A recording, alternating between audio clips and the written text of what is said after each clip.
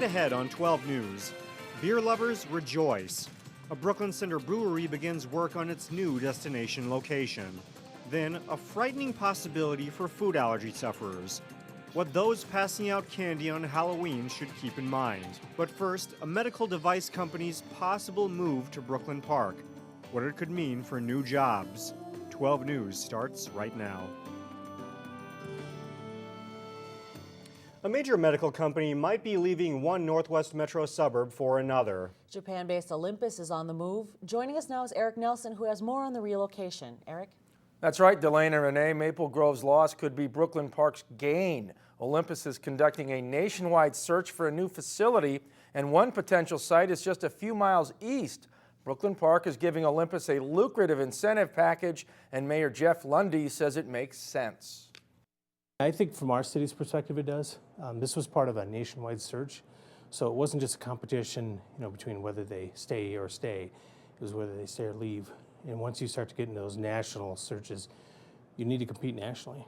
And unfortunately, or fortunately, Minnesota, we're a little bit behind what other people offer.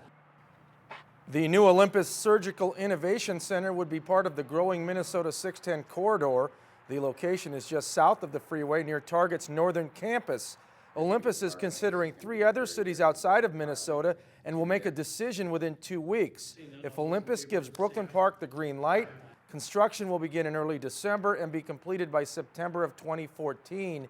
The Brooklyn Park location offers more space than Maple Grove.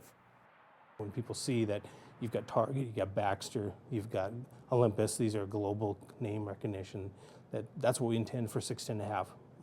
So that's been our intent, and that's our design and goals. To Olympus, this will not be another building. This will be a shining star for them with this facility. It'll be about 55,000 square feet of office space, about 86,000 square feet of manufacturing space, and about 39,000 square feet of storage space.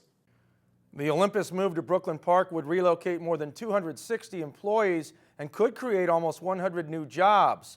Brooklyn Park is luring Olympus through tax increment financing, which allows tax breaks while construction takes place. The city says Olympus will eventually pay $264,000 a year in taxes. Delane and Renee, if Olympus chooses Brooklyn Park, the company would agree to a 15-year lease with the city. All right, thank you, Eric. Well, in about a year, a Brooklyn Center beer company will have a new home. Surly Brewing Company officially broke ground Tuesday at its future site near the U of M campus. There was no master plan of building a giant brewery, of trying to grow as big as we have, but it's all happened because people have loved our beer so much. The Minneapolis site will be Surly's main production facility. At 50,000 square feet, it'll include a beer hall, beer garden, restaurant, and event center. The Brooklyn Center facility will remain open, and all but 5 employees will stay at that location. Surly will continue to brew specialty beers there. It's going to allow us to sort of do some more experimental brews, do some different things, kind of play around and really do some barrel aging and wild beers that we're not really able to fit in right now because we don't have enough space or time to do it. Surly will continue to celebrate Darkness Day, held every October in Brooklyn Center as well. The Osseo City Council is taking another step to decide the future of its nearly 100-year-old water tower. The Osseo City Council agreed to explore the process of obtaining grants to preserve the water tower. The cost to preserve it is an estimated $350,000. Obtaining grant money is a process that could take up to 2 years, and there's no guarantees the city will receive any of it from either the state's legacy fund or the federal government. If the city decides to tear it down, that would cost about $30,000. Well, residents in Plymouth are trying to figure out what to do about water levels on Medicine Lake. During summer dry spells, water levels can get too low for boating, but during heavy rain periods, water levels can cause flooding. Photojournalist Neil Persley has more. Well, it would be nice to be able to regulate the control of the water, but I know that's a lot more difficult than what it sounds. Joe Scheitlin owns a home on Medicine Lake and knows the dilemma that's long plagued Medicine Lake. Boat launch over at French Park sometimes gets low, and like I have a 20-foot boat that it's heavy and it's hard to get out. When we have periods of drought, they have difficulty getting their boats out of their docks or sometimes out of the lake One suggestion is to simply raise the Medicine Lake Dam to increase the water levels, but that could lead to another problem. There are already properties in the floodplain. The key is to be able to control levels during high water events, and that's something you can't do with this dam right now. The residents who brought this to us contend that, well, we really don't have to worry about that because what they want will hold more water in, but it'll let it out faster, which I'm not exactly sure how that works. I haven't been able to wrap my head around that. During spring, I don't want it anymore, you run into the reverse problem, too much water. Residents like Joe desire higher lake levels with that one important caveat. I wouldn't mind it if they could regulate it. I don't know how hard that is and what the costs are. In Plymouth, Neil Persley, 12 News. There are a lot of options and a lot of unknowns. There's also the cost factor. Building a new dam would solve the problem, but that would carry a considerable cost. There's also the possibility of dredging to raise water levels. Ultimately, the state DNR would have the final say. It may have caused you to do a double take on your drive today. For the first time in months, some stores across the Twin Cities were selling gas for less than $3 per gallon. In the northwest suburbs, we found prices in Plymouth at just above $3 a gallon. The Twin Cities average is $3.15. That's 12 cents cheaper than a year ago and 14 cents less than the national average. Well, coming up, a Halloween treat that could turn into a nightmare. What doctors want parents to know about food allergies. Then later in sports, it's a big week for volleyball playoffs, and the Osseo Orioles are aiming for a section title. But first, thunder showers in October. It's possible as heavy rain is expected Wednesday evening.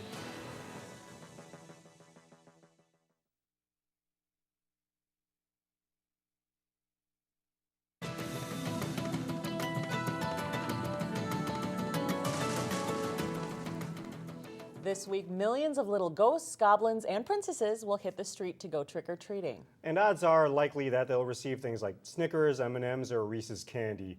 In today's Health Check report, doctors say that those popular treats can be a nightmare for kids with food allergies. As Halloween approaches, a colorful variety of candy lines the store shelves. Everything about the season screams fun. She would look at the bowl and there was nothing she could have. But for people such as Allison Ortiz, Halloween comes with a warning label. You have to check, you have to read so carefully. Thanks to her 4-year-old daughter, Carolyn's medical condition. She was 2.5 and I gave her a peanut butter cup because we were like, well, let's see if she has a peanut allergy. And she did. She got hives all over her body. She threw up several times. We spent the whole day in the doctor's office. It was really horrible. Carolyn is among 9% of children in the U.S. with food allergies, which means that Allison has to read the labels carefully to make sure there is no cross-contamination. So Kit Kats, you would think would be okay because they don't have peanuts, but you have to lift here, allergy information manufactured in a facility that also processes peanuts. So that right there says my daughter can't have them. Very important to double check. Dr. Hemelini Mehta says that label checking will be a common practice for families with food allergies in the days ahead. This time of year, with just the exposure they can get to different types of candies, can be a scary experience. A quick glance at some of the popular candy offered in stores means bad news for that population. For any parent that has a food allergic child, they look at this array and they see allergens. Which is why she says parents need to take the proper precautions before they leave the house for trick-or-treating. One is making sure that regardless of the age of the child, when they go trick-or-treating, they really need to take their emergency medication with them. That includes epinephrine and usually an antihistamine combination pack. Trick-or-treating can be fun. Despite the risk, Allison still plans to take Carolyn out on Halloween night. She'll just be careful to ensure a safe time. It's still fun, but it's just something extra to think about. Well, some relatively safe candy includes things such as fruit snacks, Tootsie Roll Pops, and Skittles. Allergy specialists say that parents should have some of that safe candy on hand so they can switch out the unsafe candy their kids collect on Halloween. Well, coming up, a classroom turns into a zoo in Champlin. But first in sports, the Totino-Grace girls play for 3rd place at the state soccer tournament. John Jacobson has that and more when we come back.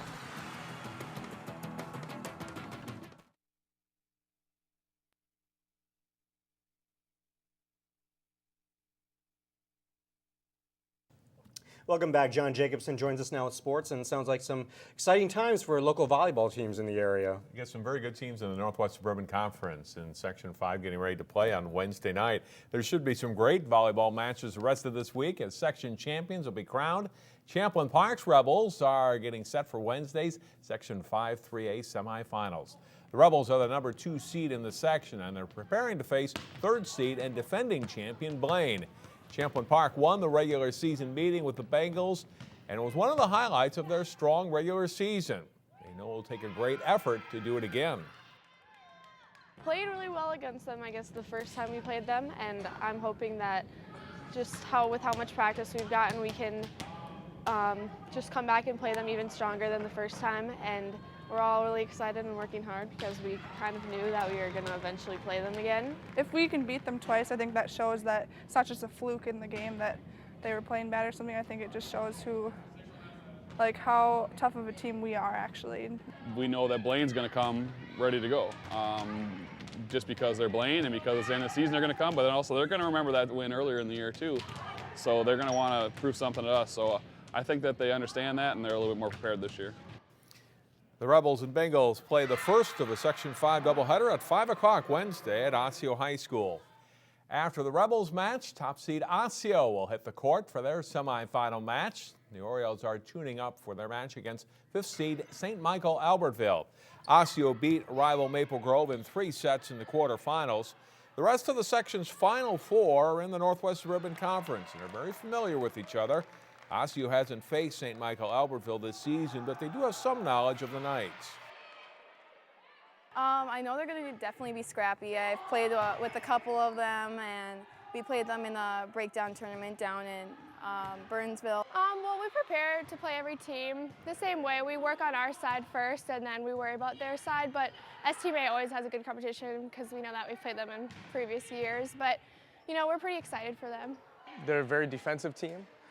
They dig the heck out of the ball. Ryan Donnell does a nice job coaching them, so they'll be well prepared. They have a nice middle. Wooten, number 2. You know, just St. Michael just always poses that threat because the ball just does not hit the ground against them. Osseo and St. Michael Albertville play at approximately 7 o'clock at Osseo Wednesday. The 2 semifinal winners play for the title Saturday night at Anoka High School. After a tough loss to Blake in the semifinals, the Totino-Grace girls soccer team looked to bounce back and close the season with a win as they met Mankato West in the Class A 3rd place game at the Metrodome. Grace's Chaselyn Miller looks to extend the Eagles' 1-0 lead, but Scarlet's goalie Katie Lauer stops her, making one of her 4 saves. West tries to tie it on a corner kick. Nice job, though, by Grace keeper Gabby Eisfelder to make the save. Just a minute later, Madison Brandt with a good scoring chance for West here as she fires it high over the Eagles' net and remains 1-0 at the half. Second half, Ann Miller on the corner kick for Grace. She puts it right onto the head of Nicole Newman, who scores her 2nd goal of the match. Miller with her 2nd assist. The Eagles take 3rd place 2-0. Benilde St. Margaret's and Blake play for the Class A Girls Championship Thursday morning. Osseo's football team takes the field Friday night, hosting Prior Lake in the section playoffs. On this week's Sports Jam show on Channel 12, we meet one of the Orioles' defensive stars, Denny Findley. Here's a clip from that story. The senior is one of the most disruptive linemen in the Northwest Suburban Conference. Denny leads the Orioles in sacks, tackles for loss, and forced fumbles. I just try to do the best I can. I either try to beat them with speed or beat them with the strength that I have and do what I have to do. You question how he got in there so fast most of the time. It's like the quarterback will be handing the ball off and he's almost there to take it from the quarterback. And it's just like all of his hustle is really paying off and it's fun to see it. Denny didn't play a lot of varsity ball as a junior, but he worked hard to improve and become a disruptive force for a solid Osseo defense. You can watch the rest of Denny's story this week on Sports Jam. Catch it through Wednesday at 3:30, 6:30, and 9:30 p.m. here on Channel 12. And that's a look at sports. Maybe we can get him to help out the Vikings, you think? Yeah, he's got some good speed. Might be a little undersized for the NFL, but you never know with that Vikings team. That's true. All right, thanks, John. Now to local vote 2013, where voters in Golden Valley will choose two new city council members. Two incumbents on the council have decided not to run, but Greg Keivit and Jillian Rosenquist are among 9 people who are running for those 2 positions. I'm Jillian Uecker Rosenquist, and I'm running for a seat on the Golden Valley City Council. As a lawyer turned stay-at-home mother of 3 boys, I bring a unique and independent perspective and a passion for connecting people and creating community. On council, I will draw upon resident input to connect our community physically with safe routes and transit choices, encourage growth that respects traditional neighborhoods, yet gives options for all generations, create partnerships with community leaders, residents, businesses, and nonprofits to bring art, events, and unique neighborhood development to Golden Valley. Please like my Facebook page or visit my website at jillianrosenquist.com to learn more about what I can do for Golden Valley. My name is Greg Keivit, and I'm running for Golden Valley City Council. Golden Valley is a great place to live, and it's great because of you. I think you know best how you want your city to look and function. Any decision the council makes should be based on a few guidelines. Is it what the people of Golden Valley want? Does it benefit the people of Golden Valley? Is it how the people want to spend their tax dollars? It's your city. You should have the most input on how it's run. It's your tax money. You should have the most input on how it's spent. Please vote for me on November 5th. I want you to have the most input because Golden Valley is your home. On Wednesday, you'll hear from council candidates Larry Fonest and Andy Snopes. Well, still ahead, not your usual classroom observers in Champlin. See who paid a visit to Jackson Middle School when we come back.